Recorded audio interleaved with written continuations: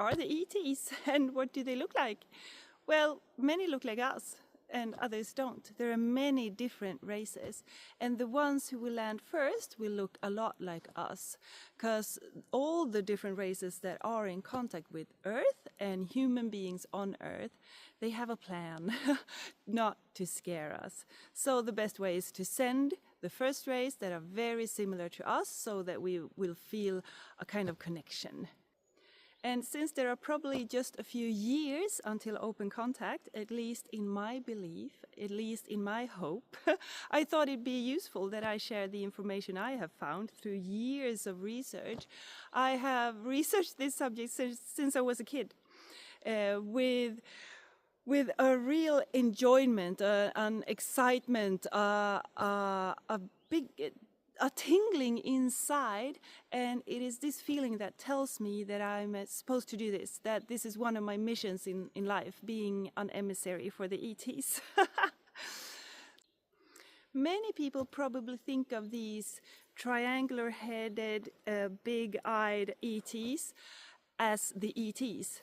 But as I said, there are many races, and I thought I'd share my understanding of ET abductions with these greys, as the race is called in human language, because I think that might elicit fear, and my assignment is to decrease this fear of ETs that has gone into the human psyche, because the Greys needed some DNA. They needed some support for their race to be able to continue, because they had gone so mechanic, so technological, so in their minds, what some of the humans are going towards as well, that the only thing that counts is what we do, what we achieve, and we forget the being. That is also so important.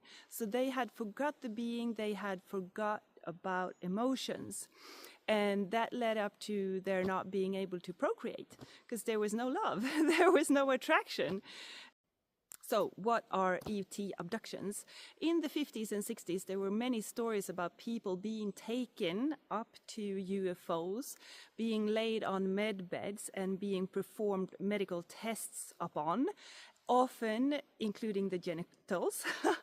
And this was because the Greys needed DNA, and they needed eggs and sperm to be able to produce hybrids between Greys and humans, because the human DNA is very similar to the Greys' DNA.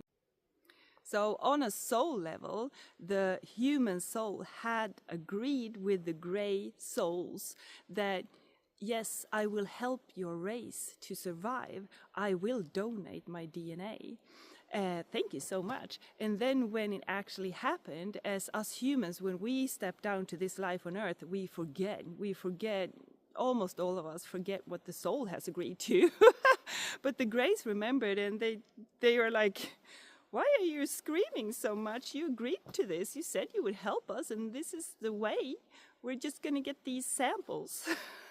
I can just imagine.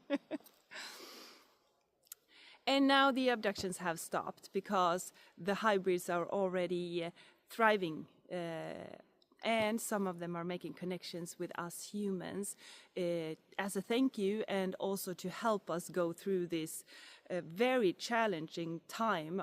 It's a challenging lifetime, this one, because we have karmic bonds to solve with many different people. In some lifetimes we have one karmic bond or two karmic bonds. In this lifetime we might have hundreds of karmic bonds to solve. Since this is an ascension lifetime, the soul has the opportunity to raise in consciousness on a very big level, and this is why we are getting help. So, for example, one Grey is Bashar, and that is where I've got this information about the abductions, about the Greys, and he is a hybrid that is now connecting to us to help us. And the way ETs are now connecting to us before open contact is through telepathy. people there that have chosen to open up, to be channels, like human telephones from the universe to humanity, the ones who are willing to listen, the ones who think this is interesting.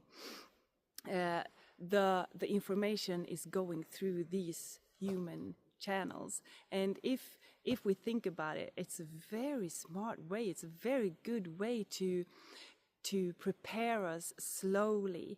The ones who believe, and they follow this information, and they do get a better life from this information, because that is what the information is mostly about, how to manage this ascension the easiest way. And as Bashar shares, it's to follow what you love, follow your excitement, because that is what your soul is sending you signals of. That feeling of excitement is the feeling of the soul's path. And that is what I'm doing in these videos, even though there is a layer of fear of being judged, fear of being ridiculed, because I know this sounds like sci-fi to many. But I hope through making these videos, posting them mostly on Facebook for my friends on Facebook to see, that at least I can plant a seed for when, if this happens, I have done my part in preparation for open contact.